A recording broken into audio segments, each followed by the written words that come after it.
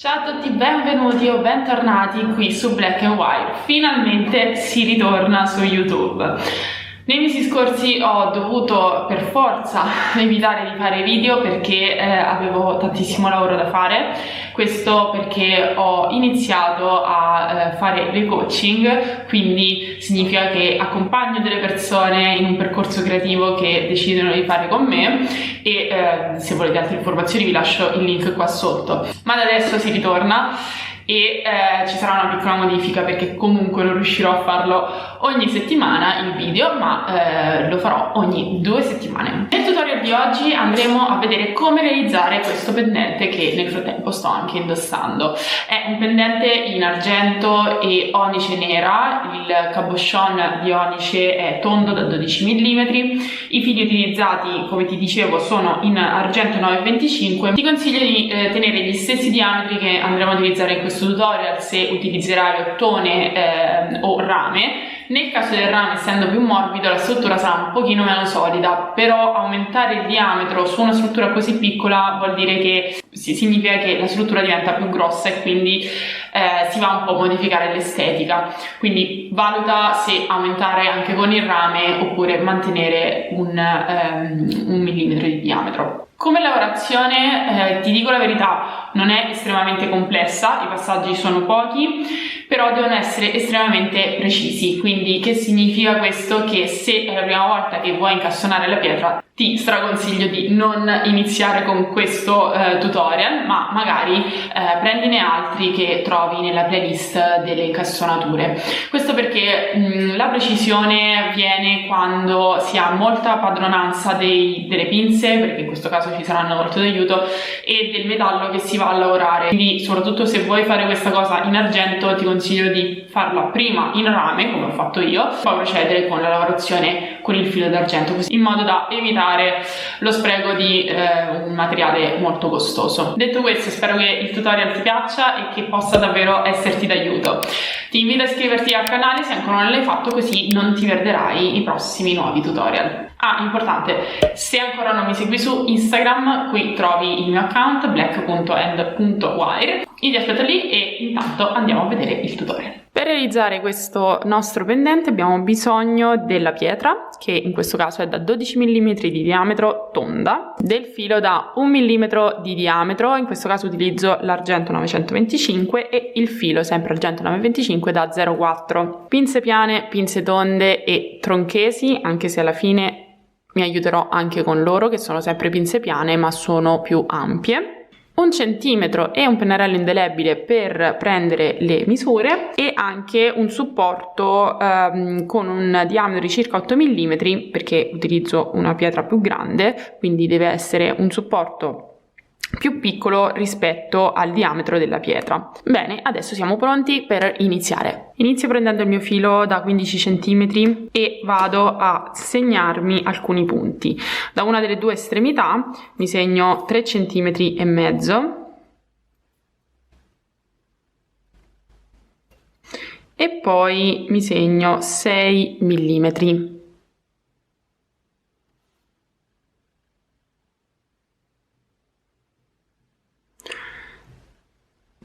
Piego creando un angolo di 90 gradi sul primo segno che ho fatto e sul secondo, che sarà la mia griffe, vado a piegare il filo in questo modo.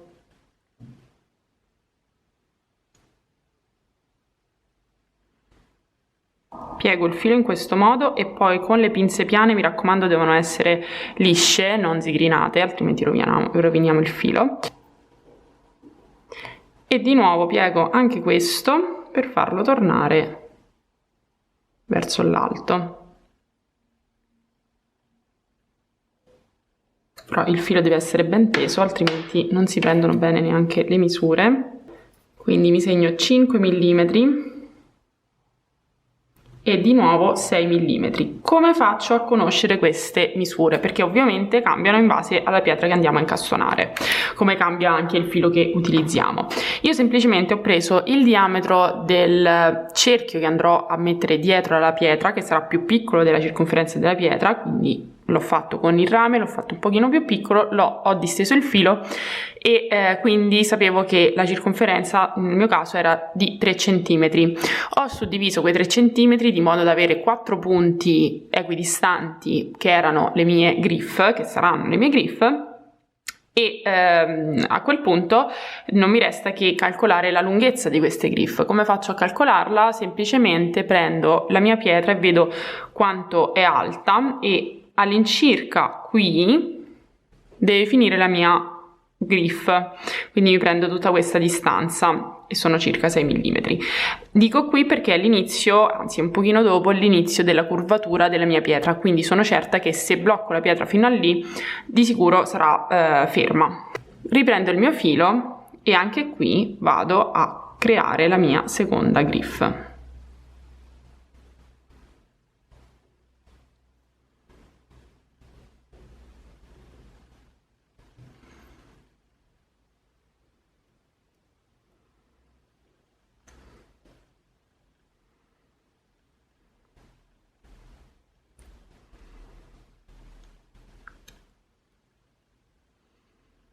Prenditi tutto il tempo necessario per fare queste operazioni, perché più siamo precisi e meglio è. E di nuovo riporto il filo al centro e ripeto adesso con la misurazione, riprendo 5 mm, 6 mm, vado a creare un'altra griffa e così via per 4 volte.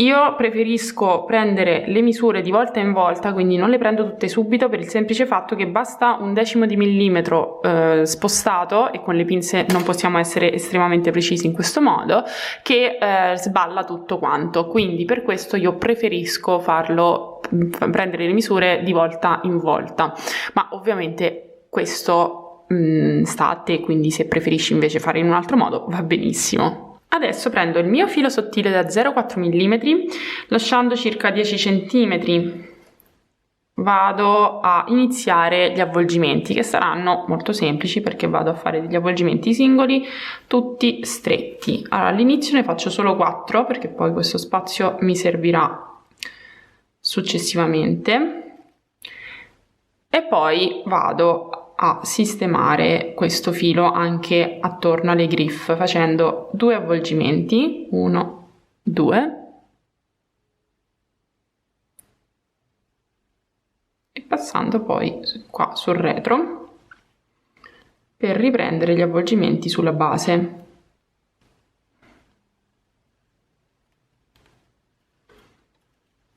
Consiglio sempre di utilizzare anche le pinze, perché sì, ok, è una tessitura, è un avvolgimento singolo, quindi non è una tessitura, però consiglio sempre di utilizzare le pinze per creare più compattezza, anche se stiamo facendo avvolgimenti singoli.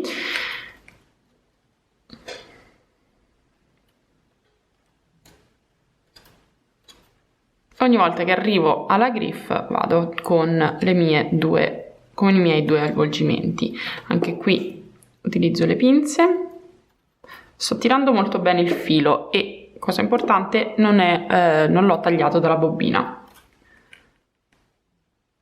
Se vuoi togliere i segni prima di fare questa cosa, ok, che ben venga, io tanto poi lo andrò a lucidare, quindi si toglieranno, però non ti preoccupare, sono segni che si tolgono, ecco. Anche qui 4 avvolgimenti. Adesso prendo un supporto a sezione tonda dello stesso diametro che voglio realizzare, quindi in questo caso io ho scelto questo stozzo perché è un pochino più piccolo della mia pietra.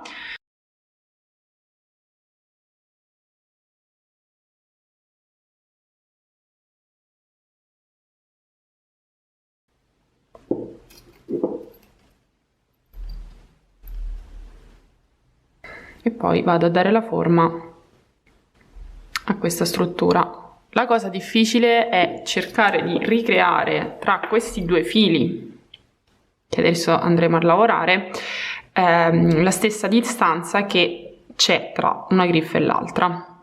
Sto prendendo la misura con gli avvolgimenti, quindi considero da dove ci sono gli avvolgimenti, considero un piccolo spazio perché ci sarà il filo piegato. dal filo che è avvolto io piego questi fili verso l'alto, 1 e 2,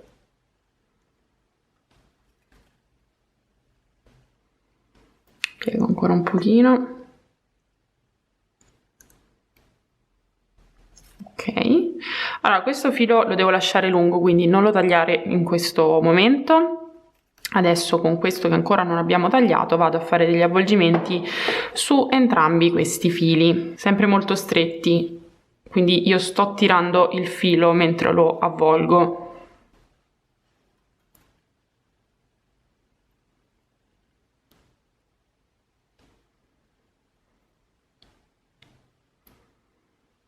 Ora che ho fatto circa 1,5 cm di questa tessitura, me la vado a piegare,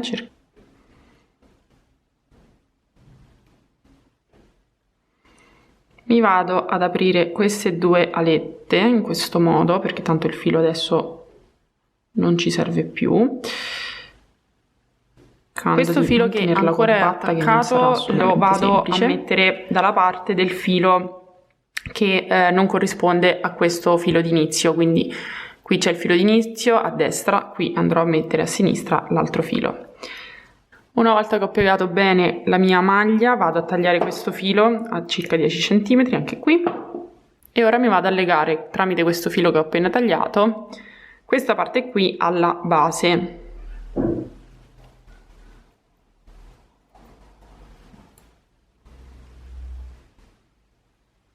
Con un avvolgimento, e poi faccio 2 avvolgimenti di chiusura su questo filo singolo. Gli avvolgimenti di chiusura sempre bene farli su un filo singolo, sono più resistenti. Stessa cosa dall'altra parte, quindi approfittando dei fili sottili che erano di chiusura o comunque di inizio, mi sono legata questi fili qui alla base, quindi la maglia l'ho chiusa sulla base. Adesso penso a queste code che taglio a circa 8 mm, di poco meno di 1 centimetro. Ok. E con le pinze tonde le chiudo verso l'alto.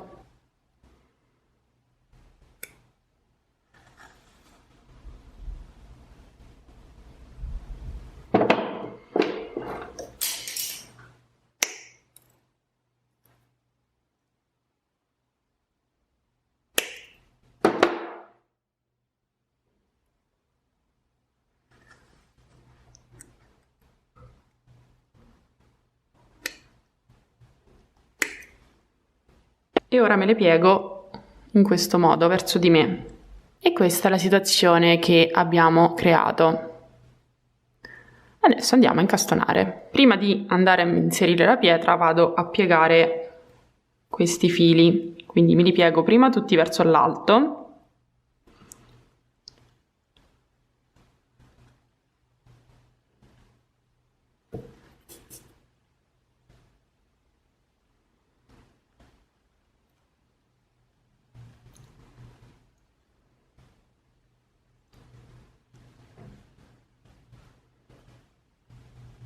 in questo modo, e adesso per ogni punta vado a fare questa cosa. Con le pinze la prendo solo la punta e me la porto verso l'interno, creando questa sorta di C, cercando di non modellare, non modificare la base, tutto questo, ok? Che è abbastanza resistente, ma facciamoci molta attenzione.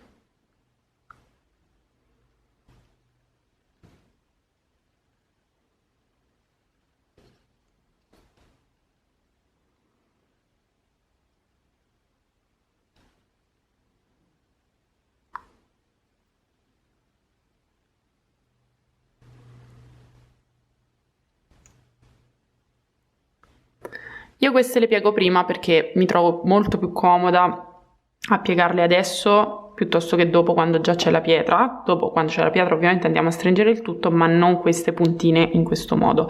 Però ovviamente anche qua fai delle prove e vedi come ti riesce meglio. Adesso proviamo a fare entrare la pietra, ma devo sicuramente aprire un pochino. Se devo aprire lo faccio da sotto, li sposto un pochino, li allontano.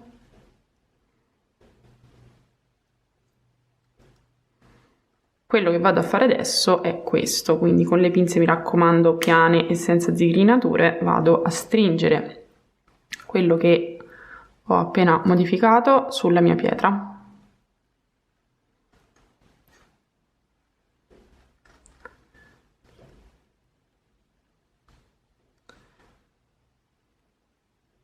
Si è bloccata molto semplicemente. Utilizzo anche queste pinze che in questo caso fanno molto comodo. Mi raccomando, guarda anche la disposizione delle griffe, perché se si spostano poi non è carino visibilmente, quindi cerca di metterle equidistanti. Cerco di far aderire alla perfezione le punte.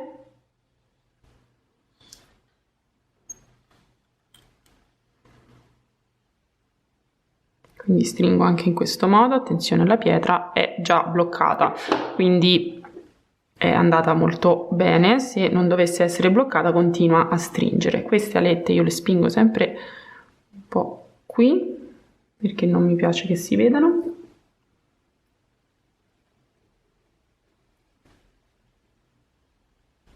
Ok. E il nostro pendente è finito. Non mi resta che aggiungere una maglia per poi collegare il pendente alla collana, alla catenina, adesso vedo, ma abbiamo incastonato un piccolo cabochon. Di sicuro è un'incastonatura molto comoda, molto minimal, a me piace molto, e se la rifarai mi raccomando fammelo sapere, mandami un'email oppure scrivimi su Black & White o taggami nelle tue storie. Io spero davvero che questo video tutorial ti sia stato utile. Se così fosse, lascia un mi piace e iscriviti al canale per non perderti i prossimi video. Ciao!